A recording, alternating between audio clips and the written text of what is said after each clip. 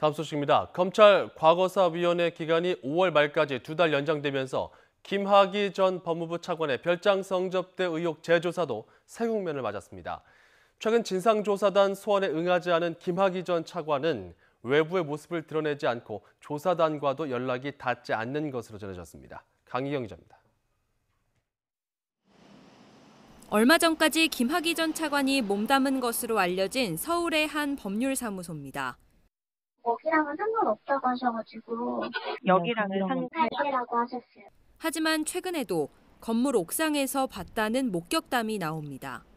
이후 별장 성접대 의혹이 다시 불거지자 모습을 감춘 것으로 전해집니다.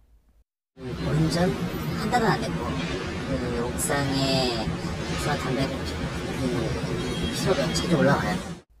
대검 진상조사단의 소환 통보에도 불응하는 등 김 전 차관은 좀처럼 모습을 나타내지 않고 있습니다. 그 사이 재수사 움직임은 더욱 빨라지고 있습니다. 대통령이 철저한 진상규명을 주문한 데 이어 법무부 장관도 수사 전환 가능성을 언급했습니다.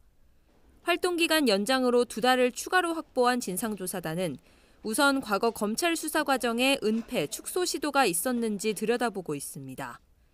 김 전 차관에 대한 경찰의 체포영장을 검찰이 반려한 이유, 2차례에 걸쳐 무혐의 처분을 내린 근거, 송치 과정에서 디지털 증거 3만 건이 누락된 경위 등이 밝혀져야 합니다. 결과에 따라 당시 검경 수사 라인에 대한 수사 확대 가능성도 열려 있습니다. 건설업자 윤중천 씨의 접대 리스트 확인 작업도 필요합니다.